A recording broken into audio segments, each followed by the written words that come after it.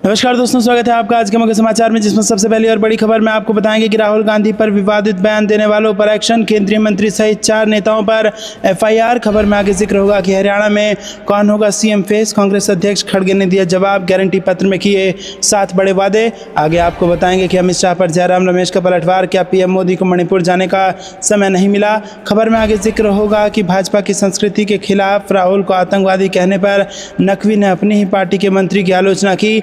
और इसी के साथ आपको बताएंगे कि कांग्रेस अध्यक्ष मल्लिकार्जुन खड़गे और राहुल गांधी ने दोहराया जम्मू कश्मीर के पूर्ण राज्य के दर्जे की बहाली का वादा। दोस्तों, इसी प्रकार की तमाम बड़ी खबरें आपके लिए लेकर आए हैं, लेकिन उससे पहले आपसे निवेदन कि कृपया करके वीडियो को कीजिए लाइक और चैनल को सब्सक्राइब करके बेल आइकन दबाकर कमेंट में लिखिए जय हिंद। रुक करते हैं सबसे पहली और बड़ी खबर की तरफ। राहुल गांधी पर विवादित बयान देने वाले पर एक्शन, केंद्रीय मंत्री सहित 4 नेताओं पर एफआईआर। जहां दोस्तों, लोकसभा में नेता प्रतिपक्ष और कांग्रेस सांसद राहुल गांधी के खिलाफ विवादित और धमकी भरे बयान देने के लिए कांग्रेस नेताओं ने भाजपा और शिवसेना के 4 नेताओं के खिलाफ पुलिस में शिकायत दर्ज कराई है। जिन नेताओं के खिलाफ शिकायत दी गई है उनमें रेल राज्य मंत्री रवनीत सिंह बिट्टू भी शामिल हैं। कांग्रेस के कोषाध्यक्ष और पूर्व केंद्रीय मंत्री अजय माकन ने बुधवार सुबह दिल्ली के तुगलक रोड थाने में ये शिकायत दी है। उन्होंने आरोप लगाया है कि भारतीय जनता पार्टी के एक नेता ने दिल्ली में पिछले सप्ताह राहुल गांधी को जान से मारने की धमकी दी है। माकन के मुताबिक भाजपा नेता ने कहा था कि राहुल गांधी संभल जाओ, नहीं तो आपका भी वही हाल होगा जो आपकी दादी का हुआ था। तुगलक रोड पुलिस थाने के बाहर मौजूद अजय माकन ने मीडिया से कहा कि हम सभी जानते हैं कि इंदिरा गांधी ने अपने सीने पर 34 गोलियां खाई थी और शहीद हुई थी। राजीव गांधी ने शांति वार्ता शुरू की थी, इस वजह से उनके शरीर के चीथड़े उड़ा दिए गए थे। राहुल गांधी के परिवार ने देश के लिए शहादत दी है और आज राहुल गांधी को ये कहा जाता है कि आप समझ जाओ वरना आपका भी वही हाल होगा। माकन का कहना था कि भारत के अंदर राजनीति इससे नीचे नहीं गिर सकती। उन्होंने कहा कि भारतीय जनता पार्टी के वरिष्ठ नेताओं ने ना तो इस बयान की निंदा की और ना ही इसके खिलाफ कोई कार्रवाई की। उन्होंने कहा कि इसके बाद भाजपा के सहयोगी दल के नेता ने कहा कि जो राहुल गांधी की जुबान काटेगा उसको 11 लाख रुपए मिलेंगे। आपको जिसकी बात अच्छी ना लगे, राहुल गांधी की आवाज़ पसंद नहीं, क्योंकि वो देश हित की बात करते हैं, गरीबों की बात करते हैं, मजदूरों की बात करते हैं, इसलिए आप उनकी जुबान काटने की धमकी दे रहे हैं। रुक करते हैं अगली ब्रेकिंग न्यूज़ तरफ। हरियाणा में कौन होगा सीएम फेस, कांग्रेस अध्यक्ष खड़गे ने दिया जवाब, गारंटी पत्र में किए 7 बड़े वादे। जहां दोस्तों, कांग्रेस ने हरियाणा विधानसभा चुनाव के लिए 7 गारंटी की घोषणा की है, जिसमें किसानों के लिए न्यूनतम समर्थन मूल्य की कानूनी गारंटी और जाति आधारित सर्वेक्षण के वादे शामिल हैं। पार्टी अध्यक्ष मल्लिकार्जुन खड़गे ने दिल्ली में हरियाणा प्रदेश कांग्रेस कमेटी के वरिष्ठ नेताओं की मौजूदगी में इन गारंटी की घोषणा की। इसके साथ ही उन्होंने कौन बनेगा मुख्यमंत्री पर चुप्पी तोड़ दी है। इस मौके पर कांग्रेस के संगठन महासचिव केसी वेणुगोपाल, हरियाणा के पूर्व मुख्यमंत्री भूपेंद्र सिंह हुड्डा, राजस्थान के पूर्व मुख्यमंत्री अशोक गहलोत, वरिष्ठ नेता अजय माकन, हरियाणा प्रदेश कांग्रेस कमेटी के अध्यक्ष उदय भान और कई अन्य नेता मौजूद थे। कांग्रेस ने एमएसपी की कानूनी गारंटी और जाति आधारित सर्वेक्षण के साथ ही 18 से 60 साल तक की महिलाओं के लिए हर महीने 2000 रुपये की राशि, वृद्धों, दिव्यांगों और विधवाओं को हर महीने 6-6 हज़ार रुपये की पेंशन, 2 लाख सरकारी नौकरियां, 300 यूनिट बिजली मुफ्त, 25 लाख रुपए का मुफ्त इलाज, गरीबों के लिए भूखंड और 2 कमरों के मकान का वादा किया है। कांग्रेस ने ये वादा भी किया है कि सत्ता में आने पर वो पुरानी पेंशन योजना को लागू करेगी तथा हर परिवार को 500 रुपये का रसोई गैस सिलेंडर देगी। हरियाणा की 90 विधानसभा सीट के लिए एक चरण में 5 अक्टूबर को मतदान होगा और मतों की गिनती 8 अक्टूबर को होगी। कांग्रेस ने अपने घोषणा पत्र में कई वादे किए हैं। इसमें कहा है कि अगर हमारी सरकार बनेगी तो 25 लाख रुपये तक मुफ्त चिकित्सा उपचार होगा। महिला सशक्तिकरण को ध्यान में रखते हुए महिलाओं को हर महीने 2000 रुपये दिए जाएंगे और 500 रुपये में सिलेंडर दिया जाएगा। कांग्रेस युवाओं का सुरक्षित भविष्य करते हुए 2 लाख रिक्त पदों पर भर्ती करेगी। रुक करते हैं अगली ब्रेकिंग न्यूज़ की तरफ। क्या पीएम मोदी को मणिपुर जाने का समय नहीं मिला, अमित शाह पर जयराम रमेश का पलटवार। जहां दोस्तों, मणिपुर को लेकर केंद्रीय गृह मंत्री अमित शाह के बयान पर अब कांग्रेस ने निशाना साधा है। उन्होंने कहा कि अगर स्थिति उतनी ही सामान्य है जितनी उन्होंने बताई थी तो प्रधानमंत्री नरेंद्र मोदी को दौरा करने के लिए समय और रुचि क्यों नहीं मिली। उन्होंने कहा कि राज्य या वहां के राजनीतिक नेताओं से उन्होंने मुलाकात क्यों नहीं की। एक संवाददाता सम्मेलन को संबोधित करते हुए अमित शाह ने कहा था कि सरकार स्थायी शांति सुनिश्चित करने के लिए मणिपुर में मैतेई और कुकी दोनों समुदायों से बात कर रही है और घुसपैठ को रोकने के लिए म्यांमार के साथ देश की सीमा पर बाड़ लगाना शुरू कर दिया है। मोदी 3.0 सरकार की 100 दिनों की उपलब्धियों पर संवाददाता सम्मेलन में शाह ने कहा कि पिछले सप्ताह 3 दिनों की हिंसा को छोड़कर मणिपुर में समग्र स्थिति शांत है और सरकार अशांत पूर्वोत्तर राज्य में शांति बहाल करने के लिए काम कर रही है। रुक करते हैं अगली ब्रेकिंग न्यूज़ तरफ। भाजपा की संस्कृति के खिलाफ राहुल को आतंकवादी कहने पर नकवी ने अपनी पार्टी के मंत्री की आलोचना की। जी हाँ दोस्तों, राहुल गांधी के खिलाफ केंद्रीय मंत्री रवनीत सिंह बिट्टू द्वारा की गई नंबर 1 आतंकवादी की टिप्पणी की भाजपा नेता मुखर अब्बास नकवी ने आलोचना की है। नकवी ने सोमवार को कहा कि बिट्टू की टिप्पणी भाजपा की संस्कृति के खिलाफ है। अमेरिका दौरे के दौरान विपक्षी नेता राहुल गांधी ने भारत में सिखों की स्थिति के बारे में बयान दिया था, जिस पर हमला करते हुए केंद्रीय मंत्री बिट्टू ने बिहार के भागलपुर में रविवार को एक बयान दिया, जिसमें उन्होंने कहा था कि अगर बम बनाने वाले उनका समर्थन कर रहे हैं तो वो भी नंबर 1 आतंकवादी हैं। रेल राज्य मंत्री बिट्टू हावड़ा के लिए वंदे भारत एक्सप्रेस ट्रेन को हरी झंडी दिखाने के समारोह में शामिल हुए थे। बिट्टू के बयान को लेकर भाजपा नेता नकवी से पूछने पर उन्होंने कहा कि ये ना तो भाजपा की संस्कृति है और ना ही हमारे देश की। हम राजनीतिक प्रतिद्वंदी और विरोधी हो सकते हैं, लेकिन इस तरह की बातें करना और ऐसी भाषा का इस्तेमाल करना गलत है।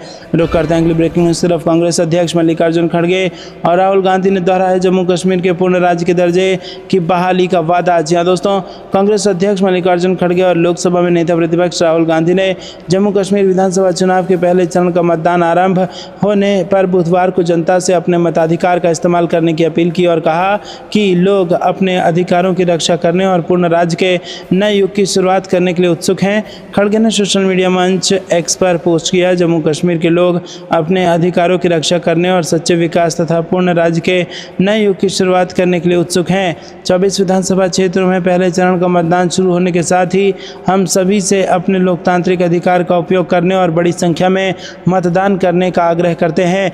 वहीं दोस्तों आपको बता दें, उन्होंने कहा कि प्रत्येक वोट भविष्य को आकार देने और शांति, स्थिरता, न्याय, प्रगति और आर्थिक सशक्तिकरण का युग लाने की ताकत रखता है। रुक करते हैं अगली ब्रेकिंग न्यूज़ की तरफ। राहुल गांधी की जान को खतरा, शिवसेना यूबीटी नेता संजय राउत ने पीएम मोदी की चुप्पी पर उठाए सवाल। जहां दोस्तों शिवसेना यूबीटी नेता संजय राउत ने बुधवार को भाजपा और शिवसेना नेताओं के राहुल गांधी के खिलाफ दिए गए विवादित बयानों की आलोचना की। संजय राउत ने दावा किया कि राहुल गांधी के खिलाफ साजिश रची जा रही है और उनकी जान को खतरा है। संजय राउत ने भाजपा और शिवसेना नेताओं के विवादित बयानों पर प्रधानमंत्री मोदी की चुप्पी पर भी सवाल उठाए। संजय राउत ने कहा कि दिल्ली, लखनऊ और महाराष्ट्र के लोग एक ही भाषा बोल रहे हैं कि उनका वही हश्र होगा जो उनकी दादी और उनके पिता का हुआ था। गृह मंत्री और प्रधानमंत्री कार्रवाई नहीं कर रहे हैं, इसका मतलब है कि वो ऐसे लोगों के साथ हैं जो ऐसी टिप्पणी किया करते हैं। शिवसेना यूबीटी के राज्यसभा सदस्य ने कहा कि हम इसकी जो है वो कड़ी निंदा करते हैं और इन दोनों नेताओं की चुप्पी की भी निंदा करते हैं। राहुल गांधी विपक्ष के नेता हैं और उन्हें कैबिनेट मंत्री का दर्जा प्राप्त है। जब आपकी पार्टी के लोग उन पर हमला करने की बात करते हैं और आप चुप रहते हैं तो इसे बर्दाश्त नहीं किया जा सकता। रुक करते हैं अगली ब्रेकिंग न्यूज़ की तरफ। हरियाणा चुनाव को लेकर कांग्रेस ने जारी किया मैनिफेस्टो। जी हाँ दोस्तों, आपको बता दें कि हरियाणा विधानसभा चुनाव के लिए कांग्रेस ने अपना घोषणा पत्र जारी कर दिया है और इसी के साथ आपको बता दें कि इसमें कई गारंटियों की घोषणा की गई है। इन घोषणाओं में महिला, युवा, किसान और बुजुर्गों के लिए महत्वपूर्ण घोषणाएं की गई हैं। पूर्व मुख्यमंत्री भूपेंद्र सिंह हुड्डा कांग्रेस की महत्वपूर्ण गारंटियों की घोषणा पहले ही कर चुके हैं, जिसमें 500 रुपये में सिलेंडर, 2 लाख युवाओं को नौकरी प्रदान करना, बुजुर्गों को बुढ़ापा पेंशन 6,000 रुपये देना शामिल है। हरियाणा चुनाव को लेकर कांग्रेस अध्यक्ष मल्लिकार्जुन खड़गे ने बुधवार को पार्टी की 7 गारंटियां गिनाई है। कांग्रेस का कहना था कि राज्य में अगर हमारी सरकार बनती है तो गरीबों को 2 कमरे का मकान दिया जाएगा और हर महीने महिलाओं को 2,000 रुपये दिए जाएंगे। कांग्रेस नेताओं का कहना था कि बीजेपी के शासन में हरियाणा में अपराध बढ़ गए हैं। महिलाओं को सशक्त बनाने के लिए 2,000 रुपये प्रति माह देगी। 18 वर्ष से 60 वर्ष की महिलाएं पात्र होंगी। महंगाई का बोझ कम करने के लिए 500 रुपये में गैस सिलेंडर दिया जाएगा। लोगों की कठिनाई कम करने के लिए बुजुर्गों, दिव्यांगों और विधवाओं को 6,000 रुपये पेंशन दिया जाएगा। रिटायर्ड कर्मचारियों का जीवन आसान बनाने के लिए OPS लागू किया जाएगा। युवाओं को बेहतर भविष्य दिया जाएगा। 2 लाख खाली पदों को भरा जाएगा और हरियाणा को नशा मुक्त बनाया जाएगा। 300 यूनिट बिजली फ्री दी जाएगी। रुक करते हैं अगली ब्रेकिंग न्यूज़ तरफ। लाडवा विधानसभा सीट पर त्रिकोणीय मुकाबले में फंसे नायब सैनी। बीजेपी के काम से खुश नहीं किसान, बोले बदलाव चाहता है हरियाणा। जी हाँ दोस्तों, आपको बता दें कि लाडवा विधानसभा सीट की गिनती हरियाणा की हॉट सीटों में हो रही है और इस सीट पर बीजेपी और कांग्रेस के बीच मुख्य मुकाबला माना जा रहा है। बीजेपी की तरफ से इस सीट पर नायब सैनी चुनावी मैदान में है तो कांग्रेस ने मेवा सिंह पर भरोसा जताया है। इंडियन नेशनल लोकदल ने बड़सामी परिवार से सपना में चुनावी चुनावी रन में उतारा है और यहाँ की जनता का भरोसा किस पर है, यही जानने के लिए ईटीवी भारत की टीम लाडवा विधानसभा पहुंची। रुक करते हैं अगली ब्रेकिंग न्यूज़ की तरफ।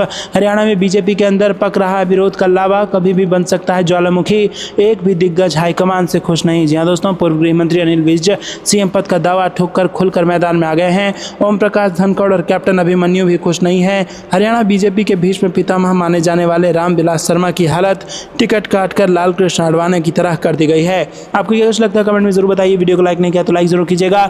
रुक करते हैं अगली ब्रेकिंग न्यूज़ की तरफ। 3000 रुपये, 1 लाख नौकरी, पूर्ण राज्य का दर्जा, कांग्रेस ने घोषणा पत्र में किए बड़े वादे। जी हाँ दोस्तों, कांग्रेस अध्यक्ष मल्लिकार्जुन खड़गे ने जम्मू कश्मीर विधानसभा चुनाव के लिए जारी पार्टी के घोषणा पत्र का उल्लेख करते हुए मंगलवार को कहा कि उनका दल ये सुनिश्चित करेगा कि पूर्ण राज्य का दर्जा बहाल हो। कांग्रेस ने जम्मू कश्मीर विधानसभा चुनाव के लिए सोमवार को अपना घोषणा पत्र जारी किया, जिसमें पूर्ण राज्य के दर्जे की बहाली, किसानों, महिलाओं और युवाओं के लिए कई कल्याणकारी कदम उठाने का वादा किया गया है। जम्मू कश्मीर के हक के लिए कांग्रेस की गारंटी, खड़गे ने मंगलवार को एक्स पर पोस्ट किया। जम्मू कश्मीर के हक के लिए कांग्रेस की गारंटी, हम दिलवाएंगे पूर्ण राज्य का दर्जा, 1 लाख सरकारी नौकरियां देकर युवाओं को देंगे नई ऊर्जा, हर परिवार के लिए 25 लाख रुपए का मुफ्त इलाज, हर जिले में सुपर स्पेशलिटी अस्पताल बनेगा, स्वस्थ समाज। जी हाँ दोस्तों, इसके साथ महिलाओं को हर महीने मिलेंगे 3000 रुपये। उन्होंने कहा कि कश्मीरी पंडितों के पुनर्वास के लिए डॉक्टर मनमोहन सिंह जी की योजना का विस्तार होगा।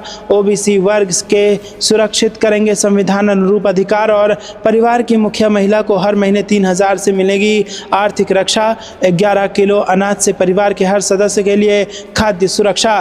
3 चरणों में होंगे विधानसभा चुनाव। जम्मू कश्मीर में 3 चरणों में विधानसभा चुनाव हो रहे हैं। पहले चरण में 24 सीट के लिए मतदान बुधवार को हो रहा है और इसके बाद 25 सितंबर को दूसरे चरण और 26 सीट के लिए मतदान होगा। तीसरे चरण में 40 सीट के लिए मतदान 1 अक्टूबर को होगा, जबकि वोटों की गिनती 8 अक्टूबर को की जाएगी। रुक करते हैं अगली ब्रेकिंग न्यूज़ की तरफ। अजय राय ने उपचुनाव को लेकर दिया बड़ा बयान, कहा सीटों पर कांग्रेस करेगी दावा। जी हाँ दोस्तों, उत्तर प्रदेश में होने वाले उपचुनाव से पहले राजनीतिक बयानबाजी जोरों पर है। जहां एक तरफ सत्तारूढ़ भारतीय जनता पार्टी ने योगी सरकार के मंत्रियों को विभिन्न जिलों में बतौर प्रभारी जिम्मेदारियां सौंपी हैं, वहीं समाजवादी पार्टी और बहुजन समाज पार्टी भी इसको लेकर एक्टिव है। इस सब के बीच कांग्रेस के प्रदेश अध्यक्ष अजय राय ने बड़ा बयान दिया है। उन्होंने कहा कि कांग्रेस प्रदेश की 10 विधानसभा में से 5 सीट पर अपना दावा करेगी। मंगलवार को चंदौली पहुंचे कांग्रेस अध्यक्ष अजय राय ने कहा कि हम उन सीटों पर दावा करेंगे जो भारतीय जनता पार्टी के सहयोगी दलों के पास रही है। उन्होंने कहा कि सीट शेयरिंग को लेकर शीर्ष नेतृत्व और इंडिया गठबंधन के सदस्यों से चर्चा की जाएगी। और उन्होंने कहा कि जल्द ही इन सीटों को लेकर तस्वीर साफ हो जाएगी। यूपी में उपचुनाव के लिए रणनीति तय करने को लेकर बहुजन समाज पार्टी अध्यक्ष मायावती ने एक बड़ी बैठक 19 सितंबर को लखनऊ में बुलाई है। पार्टी से जुड़े सूत्रों के अनुसार इस बैठक में बसपा अध्यक्ष नेताओं से उनके जिले से संबंधित गतिविधियों और पार्टी के कामों का फीडबैक लेंगी। इसके अलावा पार्टी की तरफ से पूर्व की बैठकों में दिए गए निर्देश के अनुरूप पार्टी से जुड़े कार्यक्रमों का संचालन किस स्तर पर है, इसकी भी समीक्षा मायावती करेंगी। रुक करते हैं अगली ब्रेकिंग न्यूज़ की तरफ। एलजी से मिले अरविंद केजरीवाल, मुख्यमंत्री पद से दिया इस्तीफा, आतिशी होंगी दिल्ली की सीएम। जी हाँ दोस्तों, अरविंद केजरीवाल ने मुख्यमंत्री पद से इस्तीफा दे दिया है। वो शाम 4:30 बजे राजनिवास पहुंचे और उपराज्यपाल वीके सक्सेना को इस्तीफा सौंपा। इस दौरान उनके साथ दिल्ली की होने वाली नई मुख्यमंत्री आतिशी और उनकी पूरी कैबिनेट भी साथ आए। इस्तीफा सौंपने के बाद अरविंद केजरीवाल ने एलजी को विधायक दल की चुनी गई नेता आतिशी का मुख्यमंत्री पद के लिए नाम का प्रस्ताव भी दे दिया है। इसके बाद राजनिवास से बाहर आए और मीडिया से बगैर बात किए निकल गए। कैबिनेट मंत्री में गोपाल राय, कैलाश गहलोत, इमरान हुसैन, सौरभ भारद्वाज भी साथ में थे। रुक करते हैं अगली ब्रेकिंग न्यूज़ की तरफ। बेरोजगारी संकट पर कार्रवाई करने में नाकाम रही सरकार, पीएम मोदी पर कांग्रेस का हमला, मोदी 3.0 के 100 दिन। जी हाँ दोस्तों, आपको बता दें कि यहाँ पर बड़ी खबर आ रही है। कांग्रेस ने एक बार फिर प्रधानमंत्री नरेंद्र मोदी पर जमकर हमला बोला है और सबसे पुरानी पार्टी ने दावा किया कि कल अस्थिर और संकटों से घिरी मोदी सरकार के 100 दिन पूरे हो गए। कई यू टर्न और घोटाले के बीच ये एक बार फिर भारत में बड़े पैमाने पर बेरोजगारी संकट को लेकर कुछ भी करने में नाकाम रही। कांग्रेस के संचार प्रभारी महासचिव जयराम रमेश ने कहा कि नॉन बायोलॉजिकल पीएम और उनके तेज तर्रार अर्थशास्त्रियों ने लगातार जॉबलेस ग्रोथ के विचार पर हमला किया है, लेकिन 2014 के बाद से जो हकीकत देखी गई है वो शायद इससे कहीं ज़्यादा भयावह है और वो है रोजगार में कटौती। जी हाँ दोस्तों, उन्होंने कहा कि इस अस्थिर और संकटों से घिरी सरकार के 100 दिन पूरे हो गए। कई यू टर्न और कई घोटालों के बीच ये एक बार फिर भारत में बड़े पैमाने पर बेरोजगारी संकट को लेकर कुछ भी करने में विफल रही है। बेरोजगारी एक ऐसा मुद्दा है जिसकी भयावहता को लेकर भारतीय राष्ट्रीय कांग्रेस कम से कम पिछले 5 वर्षों से लगातार आवाज़ उठा रही है।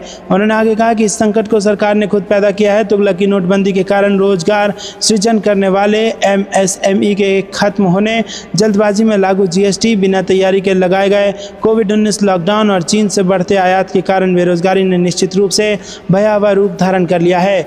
रुक करते हैं अगली ब्रेकिंग न्यूज़ की तरफ। पिछले 10 वर्षों में जॉबलेस ग्रोथ हुआ, बेरोजगारी का संकट खुद मोदी सरकार ने पैदा किया, कांग्रेस ने घेरा। जी हाँ दोस्तों, कांग्रेस ने मोदी के नेतृत्व वाली सरकार के तीसरे कार्यकाल के 100 दिन पूरे होने पर मंगलवार को सरकार पर बेरोजगारी का संकट पैदा करने का आरोप लगाया और दावा किया कि पिछले 10 वर्षों में रोजगार को खत्म करने वाला विकास हुआ है। पार्टी महासचिव जयराम रमेश ने कहा कि प्रधानमंत्री और उनकी सरकार बेरोजगारी की समस्या को न सिर्फ दूर करने में विफल रहे बल्कि इस चुनौती को स्वीकार तक नहीं कर रहे हैं। दोस्तों रुक करते हैं अगली ब्रेकिंग न्यूज़ तरफ। पहले चरण के मतदान शुरू और 24 विधानसभा क्षेत्रों के लिए मतदान जारी। जी हाँ दोस्तों, जम्मू कश्मीर में 10 साल में पहली बार विधानसभा चुनाव के लिए मंच तैयार है और बुधवार को पहले चरण का मतदान हो रहा है। पहले चरण में चिनाब घाटी के डोडा, किश्तवाड़ और रामबन जिलों और दक्षिण कश्मीर के अनंतनाग, पुलवामा, कुलगाम और शोपिया जिले में पहली 24 विधानसभा सीटों पर चुनाव हो रहे हैं।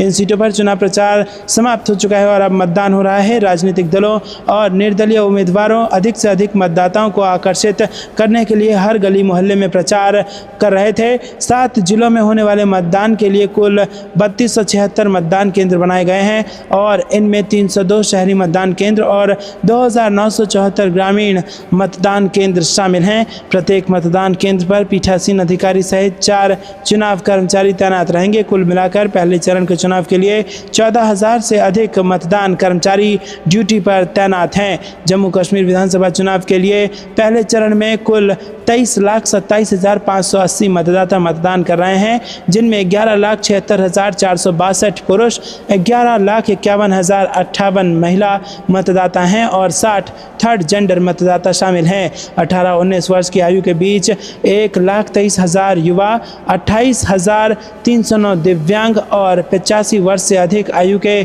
15,774 बुजुर्ग मतदाता भी पहले चरण में अपने मताधिकार का प्रयोग करने के पात्र हैं।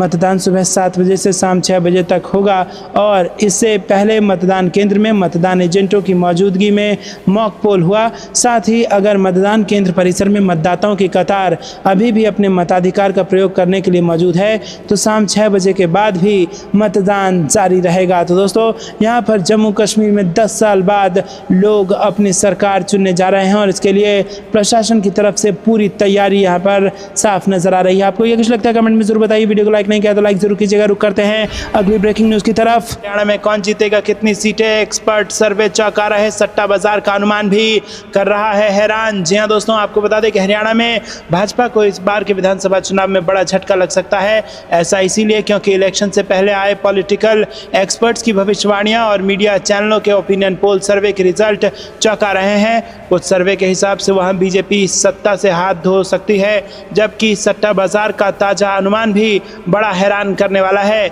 दोस्तों, आपको बता दें कि यूट्यूब चैनल पर सीनियर टीवी पत्रकार विजय विद्रोही ने बताया कि हरियाणा में पत्रकारों और राजनीतिक विश्लेषकों के अनुमान कहता है कि राज्य में कांग्रेस की जीत लगभग तय मानी जा रही है। उसे 55 से अधिक सीटें मिल सकती हैं। कुछ चैनलों की रिपोर्ट ये भी कह रही है कि 90 विधानसभा सीटों वाले हरियाणा में कांग्रेस 58 से 64 सीटें जीत सकती है। सट्टा बाजार का अनुमान भी कुछ ऐसा ही है और वो भी चौंका रहा है। जी हाँ दोस्तों, आपको बता दें कि हरियाणा में बीजेपी का वोट ऊपर नीचे तो होगा, उसे कुछ सीटें इधर उधर होंगी। यहाँ पर आपको बता दें कि कांग्रेस को 41, बीजेपी को 33, जेजेपी को 2 और अन्य को 6 से 11 सीटें मिलने का यहाँ पर पोल दिखाई दे रहा है। और सट्टा बाजार के आंकड़ों में कांग्रेस पार्टी सरकार बनाती दिखाई दे रही है। लोक पोल सर्वे के आंकड़ों में कांग्रेस पार्टी 65 सीटों के साथ सरकार बनाती नजर आ रही है। तो दोस्तों, यहाँ पर तमाम ओपिनियन पोल्स और सट्टा बाजार का जो अनुमान है उससे बीजेपी की नींद उड़नी लाजमी है। आपको यह कुछ लगता है कमेंट में जरूर बताइएगा। वीडियो को लाइक नहीं किया तो लाइक जरूर कीजिएगा। रुक करते हैं अगली ब्रेकिंग न्यूज़ की तरफ। जम्मू कश्मीर में सन्नाटा पसरा है।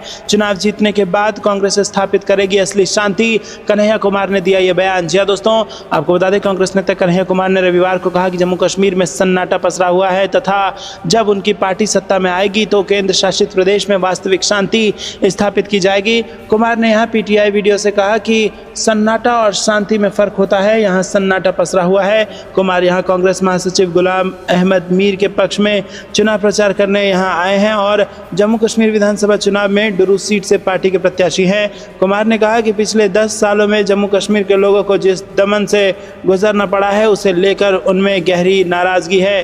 उन्होंने कहा कि जो लोग निर्दलीय के रूप में चुनाव लड़ रहे हैं वो वास्तव में केंद्रीय गृह मंत्री अमित शाह के गुलाम हैं। यही कारण है कि इस बार जम्मू कश्मीर में चुनाव दो शक्तियों के बीच की लड़ाई है। एक तरफ वो हैं जो नफरत फैलाते हैं और दूसरी तरफ वो हैं जो प्यार फैलाते हैं और जम्मू कश्मीर के लोगों के अधिकारों के लिए लड़ते हैं।